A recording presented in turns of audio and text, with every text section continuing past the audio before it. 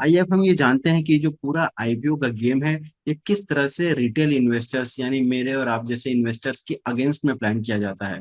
सुनने में ये आपको थोड़ा अलग लग रहा होगा क्योंकि मैंने यहाँ पर लिखा है कि how IPOs are plan to loot investors. ये जो मैंने लूट शब्द का इस्तेमाल किया है ये मैंने क्यों किया है ये अभी हम समझेंगे। तो आइए जानते हैं कि ये पूरा आईपीओ का ये गेम है ये कैसे प्लान होता है। तो सबसे पहली जो बात है कि इंडिया में अब वीसी और पी मनी बहुत ज्यादा हो चुकी है। वीसी का क्या मतलब है? Venture capital. और पी का क्या मतलब है? प्राइवेट इक्विटी, जो हमने पहले देखा था। अब इनके पास बहुत सारा पैसा होता है तो ये पैसा किस में इन्वेस्ट करते हैं? प्राइवेट कंपनी में। आईपीओ आने से पहले जो कंपनियां होती हैं प्राइवेट लिमिटेड, ये जो दोनों तरह के फंड्स हैं, venture capital fund, private equity funds, या अगर कोई प्राइवेट इन्वेस्टर भी है, एचएनआई जिसे हम एंजल फंड्स बोलते हैं या एंजल इन्वेस्टर्स बोलते हैं, वो लोग भी प्राइवेट कंपनियों में इन्वेस्ट करते हैं। जिस वजह से अब कैपिटल की उतनी दिक्कत नहीं रही है मार्केट में जितना आज से 15 साल, 20 साल या 30 साल पहले थी। जैसे जब इन्फोसिस का आईपीओ आया था तो कंपनी को सही में मार्केट से पैसे चाहिए थे और मुश्किल था वेंचर कैपिटल से पैसे मिलना, प्राइवेट इक्विटी से पैसे मिलना। बैंक से तो और ज्यादा मुश्किल था मिलना उस वक्त, क्योंकि जो इन्फोसिस का बिजनेस था ये सॉफ्टवेयर कोडिंग के ऊपर बेस्ड था और ये बहुत न्यू बिजनेस था, बैंकों के लिए बहुत ज्यादा रिस्की था, तो बैंक फंडिंग नहीं दे सकते थे। तो इन्फोसिस के बाद एक ही ऑप्शन था कि वो क्या करे, अपना आईपीओ लाए, और इन्फोसिस ने ऐसा ही किया। पर अब जो गेम है वो ऐसा नहीं रहा है। अब कैपिटल की कोई कमी नहीं है, वीसी और पी मनी मार्केट में बहुत ज्यादा आ गई है, जिस वजह से ना आईपीओ का जो पूरा गेम है वो चेंज हो गया है। जहां आईपीओ पहले पब्लिक से पैसे लेने के लिए आईपीओ लाती थी, वहीं अब वो आईपीओ इसलिए लाती हैं क्योंकि वो पैसे बना सके। इस तरह से पहले पैसे सीख करती थी कंपनियां अपने ग्रोथ के लिए, अपने एक्सपेंशन के लिए, वही अब आईपीओ से पैसे बनाने के बारे में सोचती हैं। They want to make money from IPO. ऐसा कैसे होता है, इसके लिए हमें आईपीओ का पूरा जो जर्नी है वो समझनी पड़ेगी एक कंपनी की। आइए समझते हैं स्टार्टअप टू आईपीओ पाथ। यानी कैसे एक कंपनी जब शुरू होती है, छोटी कंपनी होती है, तो वो एक स्टार्टअप होती है, वो एक प्राइवेट कंपनी बन के बड़ी कंपनी होती है, और लास्ट में जब उसका आईपीओ आता है तो वो एक पब्लिक कंपनी बन जाती है। तो ये जो पूरी जर्नी है कैसे कंपनियां तय करती हैं उसको समझते हैं। तो सबसे पहले जैसे कोई स्टार्टअप आता है तो उसको ग्रोथ के लिए पैसे चाहिए होते हैं। तो वो पैसे कौन देता है उसको? पैसे वीसी देते हैं, वेंचर कैपिटल फंड वाले देते हैं, सबसे पहले यही आते हैं। ये इससे पहले भी कभी कभी एंजल इन्वेस्टर्स आ जाते हैं। तो सबसे पहले एंजल इन्वेस्टर्स आते हैं जो बहुत ही अर्ली स्टेज में आते हैं। जैसे कोई एंटरप्रेन्योर अपना आइडिया लेके ही आ रहा है कि मैं ऐसा करना चाहता हूँ, मैं ये बिजनेस करना चाहता हूँ, तो उसको एंजल इन्वेस्टर्स फंडिंग देते हैं। फिर जब थोड़ी सी कंपनी बड़ी हो जाती है, वो अपने आइडिया पर प्रोडक्ट या सर्विस को लॉन्च कर देते हैं और उससे थोड़ा एक्सपैंड करने के लिए पैसे चाहिए होते हैं, तब यहाँ वीसी आता है, वेंचर कैपिटल फंड्स आते हैं। ये पैसे देते हैं स्टार्टअप्स को कि तुम अपना आइडिया को ग्रो करो। और फिर जब कंपनी एक हद तक पहुंच जाती है तो उसे और ज्यादा स्केल करने के लिए और बड़े लेवल पे, जैसे पूरे नेशनल लेवल पे या ग्लोबल लेवल पे स्केल करना है, तब फिर सबसे लास्ट में आती है प्राइवेट इक्विटी। इनके पास बहुत ज्यादा पैसा होता है और ये हो सकता है $200 मिलियन या $300 मिलियन, 500 मिलियन, $1 बिलियन, इतनी की फंडिंग करें। तो स्टार्टअप की जर्नी है एंजल इन्वेस्टर से लेके वेंचर कैपिटल से होते हुए प्राइवेट इक्विटी तक आती है। इसके बाद आखिर कंपनी आईपीओ तक कैसे पहुंचती है? तो जो गेम होता है कि जैसे ही कोई स्टार्टअप को फंडिंग मिलती है पी इन्वेस्टर से तो उसकी वैल्यूएशन बढ़ने लगती है। स्टार्टअप की जो वैल्यूएशन है बढ़ने लगती है, यानी उसकी शेयर्स की प्राइस है वो बढ़ने लगती है। हम यहाँ पर एक टाइमलाइन भी देखते हैं। जैसे ये एक स्टार्टअप है जो शुरू हुआ है और ये उसकी पूरी जर्नी है, यहाँ तक उसका आईपीओ आएगा। तो हम इसको टाइमलाइन में समझेंगे। सबसे पहले जैसे स्टार्टअप चालू हुआ तो यहाँ पर एंजल इन्वेस्टर्स ने इनको फंडिंग दी। जब थोड़ा सा ये ग्रो होगा तो यहाँ पर वेंचर कैपिटल इन्वेस्टर्स आ गए। फिर जब जब कंपनी अपने आईडी पे अच्छे से वर्क करने लगी, उसका रेवेन्यू बढ़ने लगा, तो उसको बहुत ज्यादा एक्सपेंशन की जरूरत पड़ी, तो यहाँ पर पी इन्वेस्टर्स आ गए। फिर और दूसरे पी इन्वेस्टर्स आ गए। जैसे कंपनी जब ग्रो करती है तो उसके पास जब जो यहाँ से पैसा लिया हो सकता है वो अगले 1 साल 1.5 साल में खत्म हो जाए, तो वो फिर से इस फंडिंग के लिए जा सकती है। तो जैसे पहली बार फंडिंग मिली पी इन्वेस्टर से, दूसरी बार फंडिंग मिली, तीसरी बार पी इन्वेस्टर से फंडिंग मिली, चौथी बार यहाँ पे पी इन्वेस्टर से फंडिंग मिली, और इसके बाद कंपनी का आईपीओ आ गया। तो हम इस जर्नी को समझते हैं, स्टार्टअप से लेके आईपीओ तक की जर्नी को। तो मैंने यहाँ पर लिखा है कि स्टार्टअप जैसे जैसे फंडिंग मिलती है तो उसकी वैल्यूएशन बढ़ने लगती है। जैसे कंपनी तो यहाँ पर स्टार्ट ही हुई थी, तो यहाँ पर कंपनी का जो शेयर प्राइस है वो बहुत ही कम होगा। एंजल इन्वेस्टर को सपोज करते हैं, मान लेते हैं कि इनको ₹100 में कंपनी के शेयर्स मिले, तो कंपनी जैसे जैसे ग्रो करती है उसका वैल्यूएशन बढ़ता जाता है। अब यहाँ पर वीसी इन्वेस्टर आए तब इसके शेयर की प्राइस हो गई, समझिए कि ₹500। फिर जब पी इन्वेस्टर्स आए पहले तो इसकी शेयर की प्राइस हो गई 1000। फिर जब दूसरे पी इन्वेस्टर्स आए तब हो गई 1500। अगले फंडिंग में इसकी प्राइस हो गई 2500, और फिर अगले फंडिंग में इसकी प्राइस हो गई 3000। तो यहाँ से हम देख सकते हैं कि स्टार्टअप की जो वैल्यूएशन है वो बढ़ रही है, 100 रुपए से स्टार्ट होके ये 3,000 रुपए तक चली गई है, यानी कि ये 30 टाइम्स हो चुकी है, 30x। पर इससे भी कहीं ज्यादा वैल्यूएशन बढ़ता है। बाइजूस को जब शुरू शुरू फंडिंग मिली थी तो शायद कुछ करोड़ पे मिली थी, 50 करोड़ पे मिली थी, पर जो लास्ट फंडिंग है वो उनकी 1.5 लाख करोड़ के आसपास मिली, लगभग 20 या 21 बिलियन डॉलर, इतने के वैल्यूएशन पे उसने फंडिंग रेस की। तो बहुत ज्यादा वैल्यूएशन इंक्रीज हो जाती है। तो हमारे एग्जाम्पल में जब ये शेयर प्राइस 100 रुपए से बढ़ के 3,000 रुपए हो जाएगी तो क्या होगा, तो होगा ये कि जब वैल्यूएशन बहुत ज्यादा बढ़ जाती है, एट हाई वैल्यूएशन, फंडिंग मिलना मुश्किल हो जाता है, फंडिंग स्टॉप हो जाती है पी और वीसी इन्वेस्टर से। ऐसा क्यों? क्योंकि प्राइस अब बहुत ज्यादा बढ़ गया। अब जैसे देख रहे हैं, पहली बार 100 रुपए का प्राइस था, या हो सकता है 10 रुपए ही हो, और वो बढ़ के यहाँ पे 3,000 आ गया है। अब हो सकता है इस समय कोई पी इन्वेस्टर इस प्राइस पे इन्वेस्ट नहीं करना चाहे, बोले कि ये तो बहुत ज्यादा वैल्यूएशन हो गई, इतने महंगे प्राइस पे मैं नहीं लूंगा। तो अब क्या होता है ना, जैसे एंजल इन्वेस्टर ने तो 100 रुपए के प्राइस पे या 10 रुपए के प्राइस पे, जो भी बहुत कम प्राइस था, उस पे इन्वेस्ट किया था स्टार्टअप में। उन्होंने अपने शेयर हो सकता है यहाँ पे बेच दिए हों 500 रुपए के प्राइस पे, और वो यहाँ से निकल गए हों। वीसी इन्वेस्टर ने 500 रुपए के प्राइस पे खरीदा है, हो सकता है उन्होंने अपना कुछ शेयर ये पी इन्वेस्टर को 1,000 के प्राइस पे बेच दिया हो, नहीं तो वो भी तक होल्ड करके रखे हैं। इस तरह जो अलग अलग स्टेज में इन्वेस्टर्स आते हैं, वो अलग अलग प्राइस पे कंपनी के शेयर उनके पास होता है। अब जैसे जो सबसे लेट में इन्वेस्टर्स आए हैं, ये दोनों, जैसे इन्होंने 2500 के प्राइस पे इस इन्वेस्टर ने स्टार्टअप कंपनी के शेयर लिए, और ये जो चौथे स्टेज में जो पी इन्वेस्टर आया उसने 3,000 के प्राइस पे ली। तो अब इन दोनों को प्रॉफिट कैसे होगा इस आईपीओ से? इसके पहले वाले इन्वेस्टर हो सकता है कि वो इन लोगों को ही शेयर बेच के निकल गए हो, उनको प्रॉफिट हो गया हो। यहाँ पर एंजल इन्वेस्टर ने 100 रुपए में खरीदा शेयर, और ये सेकंड वाले पी इन्वेस्टर के टाइम पे 1,500 रुपए में बेच दिया, तो 15 टाइम्स का प्रॉफिट बना लिया। पर ये जो इन्वेस्टर है जिसने 2500 में शेयर खरीदा है, जिसने 3,000 में शेयर खरीदा है, वो कैसे बनाएंगे 15 टाइम्स का रिटर्न? क्योंकि कोई इन्वेस्टर अब आगे रेडी है नहीं फंडिंग देने के लिए। तो ये एक तरह से फंस चुके हैं ये दोनों लोग इस स्टार्टअप में। तो जब वैल्यूएशन इस तरह बहुत हाई हो जाती है, तब फंडिंग रुक जाती है स्टार्टअप की। बाहर से प्राइवेट फंडिंग मिलना, वीसी पी का फंडिंग मिलना थोड़ा मुश्किल हो जाता है।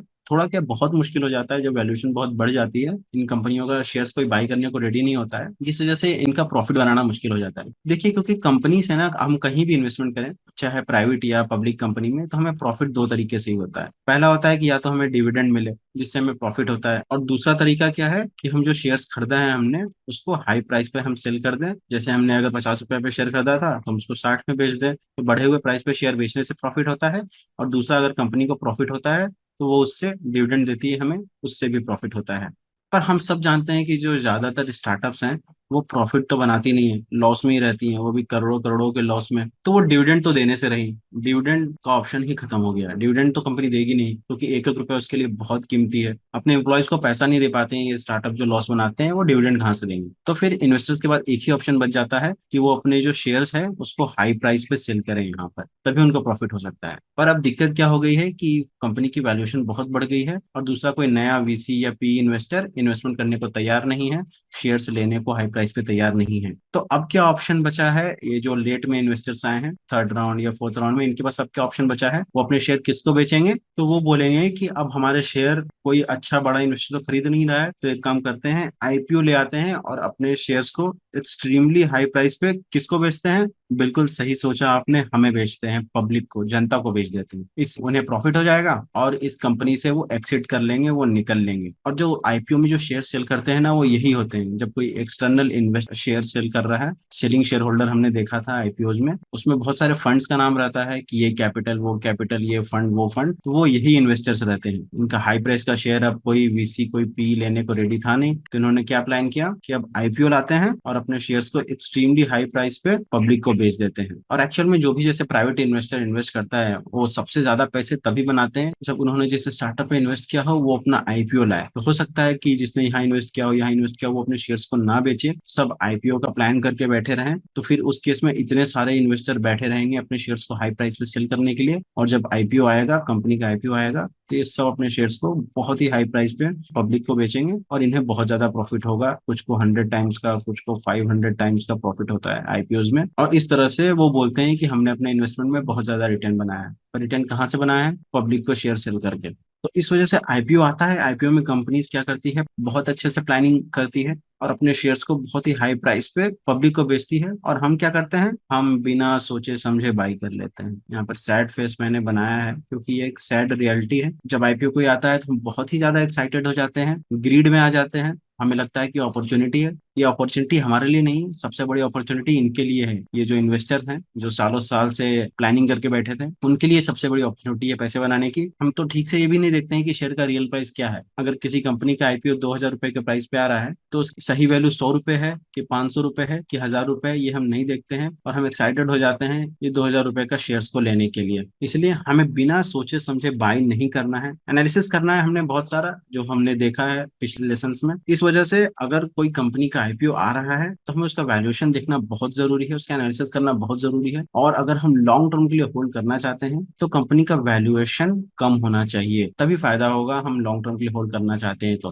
पर अगर हम सिर्फ लिस्टिंग डे के लिए गेन बनाना चाहते हैं, जिस दिन आईपीओ लिस्ट होता है उस दिन शेयर को सेल करना चाहते हैं, तब हम इन सब चीजों को इग्नोर कर सकते हैं, क्योंकि हम वैसे भी लॉन्ग टर्म के लिए होल्ड नहीं करेंगे। तब हमें लिस्टिंग डे के गेन के लिए क्या देखना है, जैसा मैंने पहले बताया था, हमें सब्सक्रिप्शन देखना है कि कितने टाइम सब्सक्राइब हुआ है। जितने ज्यादा टाइम वो आईपीओ सब्सक्राइब होगा लिस्टिंग डे पे, उसके प्राइजेस के उतने ज्यादा बढ़ने के चांसेस हाई रहेंगे। तो ये जो तरीका है जिससे आईपीओ को पूरा प्लानिंग की जाती है, पूरा step by step IPO plan होता है, और जो स्टार्टअप से आईपीओ तक का सफर है एक कंपनी का, उसमें सबसे ज्यादा पैसे कौन बनाता है वो भी एक बार हम देख लेते हैं। Who makes money in IPO, सबसे ज्यादा आईपीओ में पैसे कौन बनाता है, तो सेलिंग शेयर होल्डर्स बनाते हैं। हमने जैसे देखा था कि आईपीओ में दो तरह के शेयर्स इशू होते हैं, एक को बोलते हैं हम फ्रेश इशू और दूसरे को हम बोलते हैं ओएफएस यानी ऑफर फॉर सेल। तो फ्रेश इशू से जो कंपनी शेयर को सेल करती है इसका पैसा जाता है कंपनी के पास, और ओएफएस से जो शेयर सेल होता है उसका पैसा जाता है सेलिंग शेयर होल्डर्स, क्योंकि सेलिंग शेयर होल्डर्स के शेयर ओएफएस कैटेगरी में आते हैं। और हम जो लिस्टिंग डे पे गेन भी बनाते हैं, तो देखिए बहुत इंटरेस्टिंग है, हम तो 15% गेन बनाएंगे, ज्यादा से ज्यादा 30% गेन बनाएंगे लिस्टिंग डे पे। अगर तब जब हमारी किस्मत बहुत अच्छी रही, आईपीओ ओवर सब्सक्राइब हो गया 50 टाइम्स या उससे ज्यादा,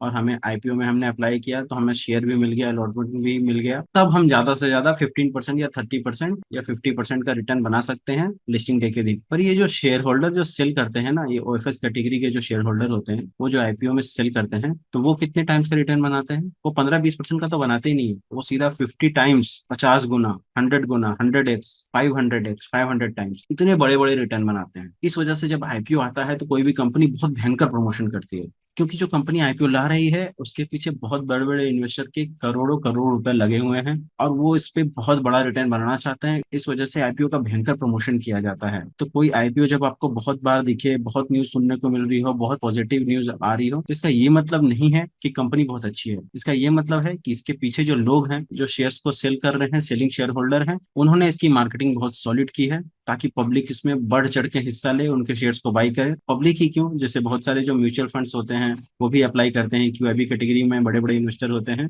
इन सबको भी वो पूरा एक्साइटेड कर देते हैं कंपनी की अच्छी अच्छी न्यूज लाके। तो ये लोग भी शेयर्स को सब्सक्राइब करते हैं, आईपीओ में हाई प्राइस पे बाई करते हैं, और पैसा कौन बनाता है, सेलिंग शेयर होल्डर्स। उनमें मेनली कौन कौन से लोग आते हैं, कंपनी के प्रोमोटर्स आते हैं। जैसे कभी कभी हो सकता है कि कंपनी के फाउंडर्स या जो मैनेजिंग डायरेक्टर है या जो ओनर है वो अपने शेयर्स को सेल करना चाहे, क्योंकि उन्होंने बहुत मेहनत से 20 साल 30 साल में कंपनी बनाई है, तो चाहते हैं कि वो शेयर्स को सेल करके कुछ पैसे बनाएं अपने लिए भी। तो इसमें कोई दिक्कत की बात नहीं है। पर अगर बहुत ज्यादा शेयर्स प्रमोटर सेल कर रहे हैं तो ये दिक्कत की बात हो सकती है कि अगर आईपीओ के पहले कंपनी 100% ओन करते हैं और आईपीओ में वो 95% शेयर अपने बेच दें, तो इसका मतलब हुआ कि वो इस कंपनी को अब चलाने में इंटरेस्टेड ही नहीं है, वरना 95% शेयर कोई क्यों बेचेगा। हो सकता है 5%, 10% या 20% वो अपने शेयर बेच दें, पर बाकी का शेयर तो उनके पास है, 50% से अगर ज्यादा है उनके पास, तो इसका मतलब है कि वो कंट्रोल अपने पास रखना चाहते हैं और इस कंपनी में मेहनत करना चाहते हैं। इस वजह से हमें टाइम टू टाइम ना प्रमोटर्स की शेयर होल्डिंग भी देखनी चाहिए कंपनी में। जैसे अगर टाइम के साथ प्रमोटर्स की होल्डिंग ऐसे कम हो रही है तो ये एक अच्छा साइन नहीं है कंपनी के लिए।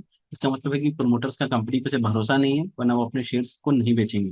कभी कभी बीच में कोई सेल करते हैं प्रमोटर्स, तो इसमें कोई दिक्कत की बात नहीं है, पर अगर कंटिन्यूअसली हर साल थोड़ा थोड़ा शेयर सेल हो रहा है तो ये दिक्कत की बात है। तो सेलिंग शेयर होल्डर में कंपनी के प्रमोटर्स आते हैं, फिर वीसीपी इन्वेस्टर्स होते हैं, सबसे बड़ा गेम यही खेलते हैं आईपीओ में और बहुत सारे पैसे बनाते हैं। इसलिए हमें क्या करना चाहिए, हमें एवरेज कॉस्ट को जरूर देखना चाहिए सेलिंग शेयर होल्डर्स की। जैसे हमने लाइव जब आरएचपी का एनालिसिस किया था तो हमने सेलिंग शेयर होल्डर्स के एवरेज प्राइस को देखा था।